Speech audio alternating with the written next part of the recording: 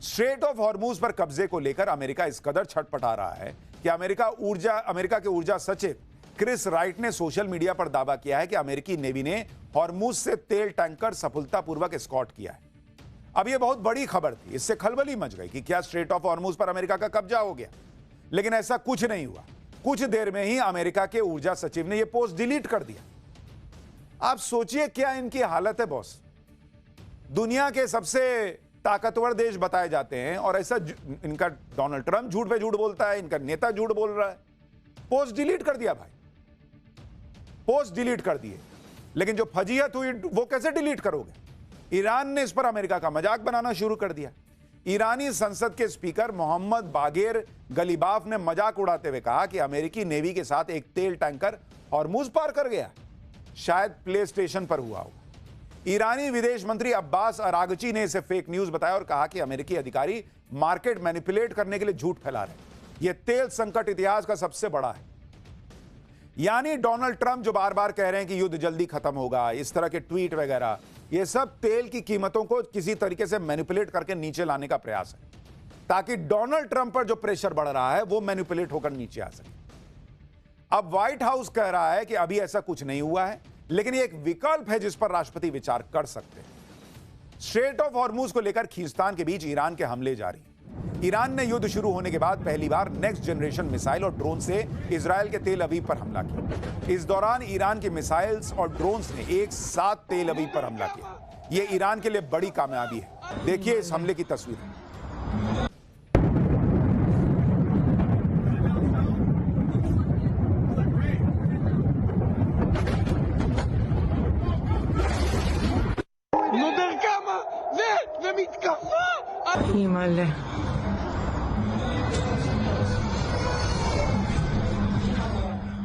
यानी एक तरफ तो ऐसे खतरनाक अटैक हो रहे हैं, लेकिन आप ट्रंप को भी देखिए कि एक दिन कहते हैं कि ईरान को मिट्टी में मिला दिया, एक दिन कहते हैं कि ईरान के साथ वो करेंगे जो किसी ने सोचा नहीं होगा, फिर एक दिन कहते हैं कि युद्ध तो करीब करीब खत्म हो चुका है।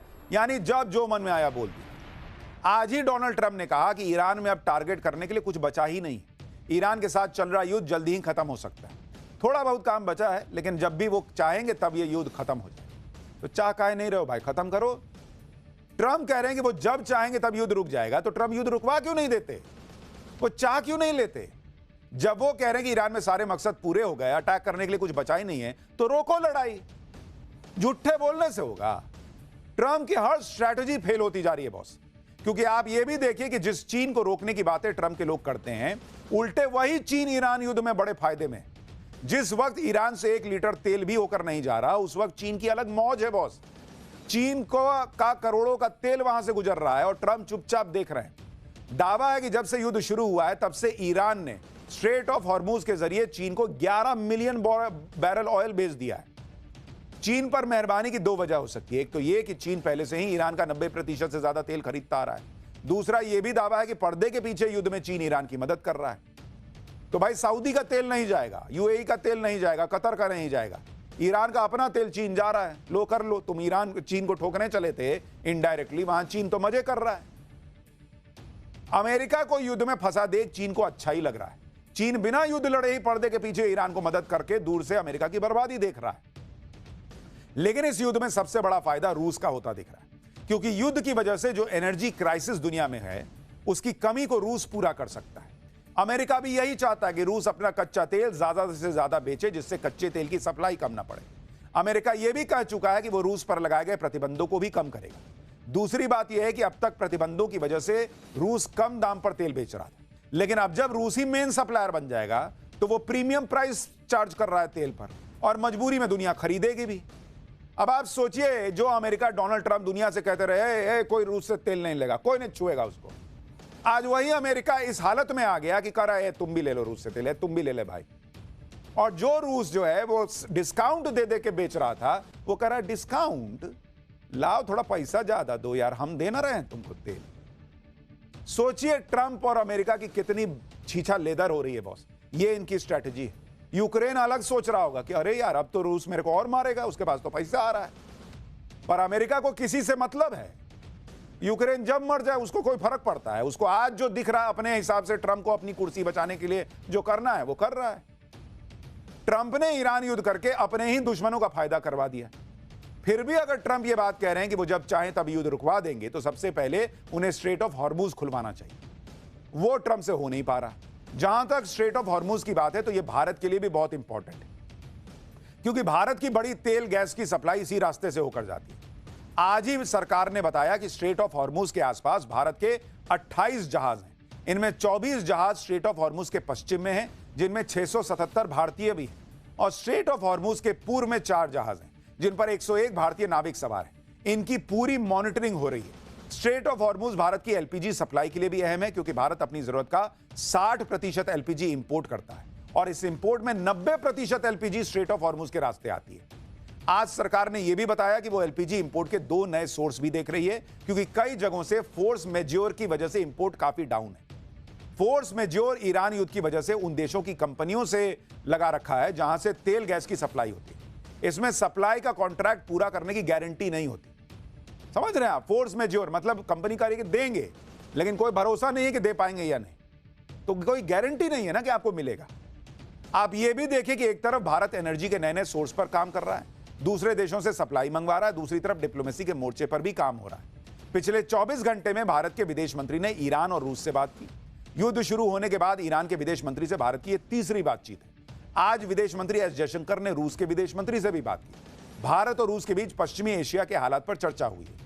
यह बातचीत ऐसे वक्त में हुई है जब कल ही पुतिन ने ट्रंप से बात की, कल ही पुतिन ने ईरान के राष्ट्रपति से भी बात की। अब इसे देखकर यह कहा जा सकता है कि क्या पर्दे के पीछे कोई खेल चल रहा है जो आने वाले दिनों में अपना असर दिखाएगा? यह अभी नहीं कहा जा सकता। इसी बीच भारत ने एक और बड़ा काम किया है, और इस संकट के बीच बड़ा मौका मिला तो भारत ने रूस से जमकर तेल खरीद लिया है। अमेरिका से 30 दिन की तेल खरीद की जब से छूट मिली, तब से लेकर अब तक के आंकड़े क्या हैं वो आपको बताता हूं। तो ये आंकड़े आपको बताएंगे कि भारत के लिए अच्छी खबर क्या आई है तेल को लेकर। यूएस वेवर मिलने के बाद, जो 30 दिन का अमेरिका ने कहा कि भाई तेल खरीदो, उसके बाद रूस से तेल खरीदा। रूस से तेल खरीदा किसने? भारत ने। कितना खरीदा भाई? यह आंकड़ा कहता है कि रूस से भारत ने 3 करोड़ बैरल का तेल खरीदा है। 3 करोड़ यानी 30 मिलियन बैरल तेल भारत ने खरीदा है रूस से। लेकिन यह तेल खरीद अब पहले की तरह सस्ती नहीं है बॉस। कहा जा रहा है कि यह तेल जो भारत ने खरीदा है वो 2 से लेकर $8 यह महंगा पड़ा है बॉस भारत को, क्योंकि रूस अब कह रहा है कि भाई अब तुमको जरूरत है, लेकिन मेरे को भी तो देखोगे ना यार, मैं क्राइसिस में तुमको तेल दे रहा हूं। अब सवाल उठता है, मैंने आपको पाठशाला में बताया था कि जब से भारत अमेरिका की डील हुई थी, तब से रूस से तेल खरीदना भारत ने आधा कर दिया था। और तब की स्थिति क्या थी? तब ऑलमोस्ट 4 से लेकर $8 सस्ता पड़ता था रूस का तेल। तब भारत ने खरीदना आधा कर दिया। कहने ने हम पे कोई प्रेशर नहीं है, कुछ नहीं है। आज की डेट में आप 2 से लेकर $8 एक्स्ट्रा देके आप जो है रूस से तेल खरीद रहे हो, और ये वो तेल है जो कि आप देखिए उस पूरे इलाके में मौजूद है। तो भाई जब वहां मौजूद ही था तो पहले खरीदते, अगर कोई प्रेशर नहीं था। आप देख रहे हैं ना, भारत का जब रूस का सस्ता तेल मिल रहा था, तब उसने 2024 में 20 लाख बैरल प्रतिदिन खरीदा था, बाद में घटा के 10-11 लाख बैरल कर दिया। और भारत जो ये तेल खरीद रहा है, ये वही तेल है जो समंदर में फंसा है। ये रूस से कोई नया तेल नहीं आ रहा है। इसका मतलब आसपास में तेल मौजूद था। जब आपको 4 से $8, $5 सस्ता मिल रहा था, तब नहीं खरीद रहे थे, तब घटा रहे थे। अब जाके आप जो है वो 2 से $8 महंगा देकर खरीद रहे हो। ये कौन सा हिसाब चल रहा है बॉस? लेकिन चलिए, कहीं से तो तेल आए। आज की डेट में तो तेल आना जरूरी है, आ तो जाए कम से कम। और इस बीच पाठशाला में अब नेक्स्ट चैप्टर, रसोई गैस के सिलेंडर के लिए लंबी लाइनें, लोगों में पैनिक। वो ग्राउंड रिपोर्ट जो एलपीजी की कमी का पूरा सच बता देगी, आपके लिए लाया हूं। पीएम मोदी का राहुल और कांग्रेस पर बड़ा अटैक। वॉर के बीच कांग्रेस को लेकर क्या कहा? पेट्रोल एलपीजी सिलेंडर को लेकर लोग घबराए, लेकिन ईरान वॉर का भारत में कहां कहां असर दिखने लगा है, अब इसका चैप्टर देखिए। ईरान अमेरिका युद्ध से तेल गैस का जो क्राइसिस है, उस क्राइसिस में दुनिया हाँफ रही है। हम कोई अकेले नहीं है। हमारे बगल में पाकिस्तान लॉकडाउन झेल रहा है, बांग्लादेश तेल निकला हुआ है, वहां पर लोग हाहाकार मचा झेल रहे हैं। ना तेल मिल रहा है, ना गैस मिल रहा है। लेकिन भारत में अभी तक ऐसी नौबत नहीं आई है कि आपको तेल ना मिले या घर के लिए गैस ना मिले। एक बड़ा चैलेंज जरूर आया है कि एलपीजी को लेकर लोग थोड़ा पैनिक में, क्योंकि ये सिर्फ घरों में ही नहीं, होटल, रेस्टोरेंट, दूसरी जगहों पर कमर्शियली इस्तेमाल होती है।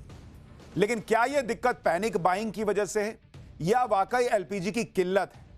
आज इसकी ग्राउंड रिपोर्ट आपको पाठशाला में दिखाने जा रहा हूं, जो एलपीजी की कमी का पूरा सच आपको बताएगी। यह भी बताएगी कि ईरान अमेरिका युद्ध का भारत पर कहां कहां असर हो रहा है। लेकिन आप यह भी देखिए कि आज प्रधानमंत्री मोदी ने राहुल गांधी और कांग्रेस के साथ साथ इंडी गठबंधन पर बड़ा अटैक किया। वॉर के बीच इंडी वाले जो माहौल बना रहे थे, उसमें खुद पीएम मोदी ने आकर जवाब दिया, और उन्होंने क्या कहा आज आपको यह भी दिखाऊंगा। लेकिन तेल से लेकर एलपीजी को लेकर जो जमीनी सच्चाई है, उसका चैप्टर खोलूं उससे पहले एक ट्रेलर देखिए।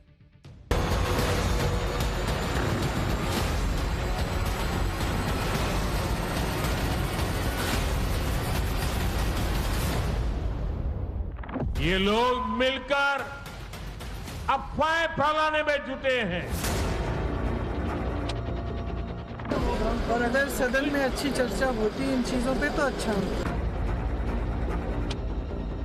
हरदीप पुरी मंत्री 9 फरवरी को कह रहे थे कोई कमी नहीं है, हर जगह एलपीजी गैस सिलेंडर की किल्लत हो चुकी है। नॉन अलाइंड पॉलिसी भारत की विदेश नीति पिछले 75 साल से चली आ रही थी, जिसको प्रधानमंत्री ने चंद दिनों के अंदर डिमोलिश कर दिया।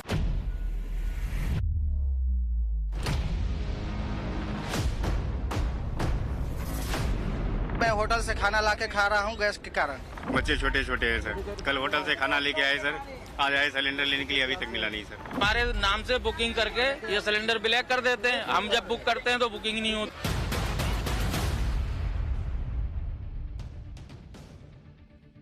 ईरान युद्ध के बीच आज प्रधानमंत्री नरेंद्र मोदी की केरल में रैली थी। वहां पर उन्होंने पहली बार ईरान और मिडिल ईस्ट में चल रहे युद्ध के बारे में खुलकर कहा, और युद्ध को लेकर भारत में माहौल बना रहे कांग्रेस, लेफ्ट और इंडी गठबंधन को घेरा। पीएम मोदी ने कहा कि कांग्रेस और लेफ्ट युद्ध के समय अफवाहें फैलाने में जुटे। देश में भय पैदा करने के लिए कांग्रेस, लेफ्ट ने पूरी ताकत लगा दी है। कांग्रेस जानबूझकर उकसाने वाले बयान दे रही है। कांग्रेस इतने बड़े वैश्विक संकट में भी राजनीति ढूंढ रही है। कांग्रेस चाहती है कि स्थितियां बिगड़ जाएं, लोग संकट में फंस जाएं, ताकि मोदी को गाली दे सकें। एक बार पीएम मोदी ने कांग्रेस को लेकर जो कहा है वो आप सुन लीजिए, फिर जमीनी सच्चाई क्या है उसकी ग्राउंड रिपोर्ट दिखाऊंगा। ये बहुत बड़ा दुर्भाग्य है कि कांग्रेस पार्टी इतने बड़े वैश्विक संकट में भी राजनीति ढूंढ रही है। कांग्रेस पार्टी जानबूझकर उकसाने वाले बयान दे रही है, गैर जिम्मेवार बयान दे रही है, ताकि स्थितियां बिगड़ जाएं, हमारे लोग वहां संकट में फंस जाएं, और फिर ये लोग मिलकर मोदी को गालियां देने का, रील बनाने का अभियान शुरू कर सके। यही उनका खेल है। और आज देखिए, ये लोग मिलकर अफवाहें फैलाने में जुटे हैं। आज युद्ध के समय, इस समय में भी कांग्रेस, लेफ्ट और उसका इकोसिस्टम देश में पैनिक क्रिएट करने में, भय पैदा करने में पूरी ताकत खपा रहे हैं। मैं देशवासियों को कहूंगा, कांग्रेस, लेफ्ट और इनके इकोसिस्टम द्वारा फैलाई जा रही अफवाहों से सतर्क रहे, सावधान रहे। प्रधानमंत्री नरेंद्र मोदी ने ये बात कांग्रेस, लेफ्ट और इंडी वालों के लिए इसलिए कही क्योंकि ईरान अमेरिका युद्ध को लेकर इंडी वाले लगातार संसद में माहौल बना रहे हैं कि तेल गैस की सप्लाई को लेकर उनका प्रदर्शन चल रहा है। आज भी विपक्ष ने यही किया। आज प्रियंका वाड्रा भी इस प्रदर्शन में शामिल है। इसमें नरेंद्र सरेंडर के नारे लगाए। प्रियंका वाड्रा ने क्या कहा है वो भी सुनिए। अब एलपीजी की सिचुएशन को देखिए, कितना बर्दाश्त करेंगे, और इनकी पॉलिसीज, इनकी नीतियों की वजह से। और अगर सदन में अच्छी चर्चा होती इन चीज़ों पे तो अच्छा होता, कम से कम हम जनता के सवाल उठा पाते। यानी कांग्रेस और इंडी वालों की दिक्कत यह है कि वो जनता का मुद्दा उठाना चाहती है, लेकिन उसमें नरेंद्र सरेंडर का नैरेटिव उनको डालना है। क्यों पाकिस्तान में तेल नहीं पहुंच रहा, वहां कौन नरेंद्र मोदी हैं? बांग्लादेश में नहीं पहुंच रहा, दुनिया के अलग देशों में हाहाकार मचा है, सब जगह के नेताओं ने सरेंडर किया है क्या? इनको हर चीज में अपना नैरेटिव डाल देना है। अरे जो पब्लिक का मुद्दा है वो ना उठाइए बॉस। युद्ध बाहर चल रहा है, उस युद्ध पर पॉलिटिक्स या पॉलिटिकल युद्ध जो है वो भारत में शुरू हो गया। पीएम ने आज कांग्रेस की क्लास लगाई तो उधर कांग्रेस सिलेंडर लेकर मैदान में आई। कांग्रेस ने आज गैस की किल्लत को लेकर एक प्रेस कॉन्फ्रेंस की जिसमें वो सिलेंडर लेकर चले आए। सुनिए कांग्रेस क्या कह रही है। हरदीप पुरी मंत्री 9 फरवरी को कह रहे थे कोई कमी नहीं है, भंडार भरे हुए हैं। ये देखिए दिल्ली की खबर, ये आज का देश का है, वहां पर पंजाब, गुजरात, मुंबई सबसे खबरें आ रही हैं। हर जगह एलपीजी गैस सिलेंडर की किल्लत हो चुकी है। लोग भारी लाइनों में कर्नाटका, उड़ीसा, झारखंड, छत्तीसगढ़, केरला, कोई देश का राज्य आप देख लीजिए, उत्तर से दक्षिण, पूर्व से पश्चिम इसकी चपेट में आ चुका है, पूरी तरीके से इसकी चपेट में आ चुका है कि घरेलू सिलेंडर की किल्लतें बढ़ गई हैं। इंडी गठबंधन और विपक्ष की दूसरी पार्टियां वो भी सवाल उठा रही। देश में गैस की किल्लत पर कांग्रेस ने पीएम मोदी को घेरने की कोशिश की तो उद्धव ठाकरे की पार्टी पीएम मोदी का मजाक उड़ाने में जुट गई। इस पॉलिटिक्स के बीच अरविंद केजरीवाल एक्टिव हो गए। उन्होंने प्रेस कॉन्फ्रेंस की, ईरान वॉर को लेकर पीएम मोदी पर सवाल उठाए। संजय राउत और केजरीवाल को सुनिए, फिर आपको जमीन पर क्या हकीकत है वो दिखाता हूं। मोदी जी बहुत बड़े शास्त्रज्ञ है, वैज्ञानिक है, साइंटिस्ट है। कुछ साल पहले मोदी जी ने एक संशोधन किया था कि नाले से गैस बनाएंगे। आपको याद होगा तब सब लोगों ने उनकी चेष्टा की, हाँ मजाक उड़ाया मोदी जी का, अरे क्या बोल रहे हैं, हम नाले से गैस पैदा करेंगे और घर घर में चूल्हे जलाएंगे। अब वो समय आया है मोदी जी का संशोधन एक्चुअल प्रैक्टिकली निर्माण करने का। तो हम ये चाहते हैं कि इस प्रकार का पहला प्रोजेक्ट जो है नाले से गैस बनाने का, वो हम मुंबई में निर्माण करना चाहते हैं। प्रधानमंत्री मोदी जी ने सबसे बड़ी गलती जो की है वो ये है, किसी भी युद्ध के अंदर जब हमारा कोई स्टेक ही नहीं है, हमें किसी भी का पक्ष का साथ नहीं देना चाहिए था, हमें न्यूट्रल लेना चाहिए था। नॉन अलाइंड पॉलिसी भारत की विदेश नीति पिछले 75 साल से चली आ रही थी, जिसको प्रधानमंत्री ने चंद दिनों के अंदर डिमोलिश कर दिया। वो जाके सीधे इजराइल और अमेरिका के साथ खड़े हो गए, ईरान के खिलाफ खड़े हो गए। युद्ध शुरू होने के एक दिन पहले उन्हें इजराइल जाने की क्या जरूरत थी? युद्ध शुरू होने के एक दिन पहले उन्होंने नेतन्याहू को झप्पी पाने की क्या जरूरत थी? ये करके उन्होंने पूरे देश को संकट के अंदर डाल दिया है। उधर अखिलेश यादव ऐसे वीडियो शेयर कर रहे हैं जिसमें गैस सिलेंडर के लिए मारामारी दिख रही है। अखिलेश यादव ने कहा कि कभी ऑक्सीजन के सिलेंडर के लिए जनता भटकी थी, अब खाने के सिलेंडर के लिए भटक रही है। एक तरफ तो ये अलग अलग तरीके की पॉलिटिक्स चल रही है, लेकिन असल में रसोई गैस की किल्लत का सच क्या है? हमने जब ग्राउंड पर जाकर लोगों से बातचीत की तो हमको क्या दिखा, अब आपको वो बता। ये तस्वीर नोएडा की है। नौजवान, बूढ़े, महिलाएं, हर कोई खाली सिलेंडर लेकर लाइन में लगा है। सभी को तुरंत गैस चाहिए। अचानक सिलेंडर की बड़ी डिमांड से गैस सिलेंडर के दफ्तरों पर लंबी लंबी लाइनें लग गई। सुनिए खुद पब्लिक क्या बता रही है। अभी मैं होटल से खाना लाके खा रहा हूँ गैस के कारण। कल होटल से खाना लेके आए सर, आज आए सिलेंडर लेने के लिए, अभी तक मिला नहीं सर। बुक नहीं हो रही है। ये पहले क्या करते हैं कि बुक हमारे नाम से बुकिंग करके ये सिलेंडर ब्लैक कर देते हैं। हम जब बुक करते हैं तो बुकिंग नहीं होती। यानी लोगों को दिक्कत आ रही है, ये लोग खुद बता रहे हैं। और ये सिर्फ एक जगह की बात नहीं है, कई जगहों से ऐसी तस्वीरें आई जहां पर एलपीजी के लिए लंबी लंबी लाइनें दिखी। लेकिन ये लाइनें इसलिए भी लगी हैं क्योंकि लोगों को डर है कि आगे चलकर उनके घर में कहीं गैस खत्म ना हो जाए। सुनिए भोपाल में लोग क्या कह रहे हैं। हाँ वो खत्म होने वाले, एक तो 2008 दिन में एक खाली रखा था, मैं कि ये और भरवा लो चल के। घर वालों ने दबाव बना के रखा, सिलेंडर भरवा के ला कर दो। अच्छा हाँ, तो वो उन्हें पेपर पढ़ा होगा, पेपर में और आजू बाजू बातें चलती हैं, उस वजह से घर वाले भी घबरा रहे हैं। यानी कुछ लोग पैनिक बाइंग भी कर रहे हैं कि भाई अगर ये युद्ध लंबा चल गया, सिलेंडर नहीं मिला तो क्या होगा। तो सबके घर में एक स्पेयर सिलेंडर तो रहता ही है। लोग ज्यादातर लोग कह रहे हैं कि भाई जाओ भरवा लो, उसको रखो, लंबा चल गया तो क्या करेंगे भाई युद्ध। कोलकाता में तो एलपीजी सिलेंडर के लिए घरेलू कस्टमर से ज्यादा ऑटो वाले परेशान हैं।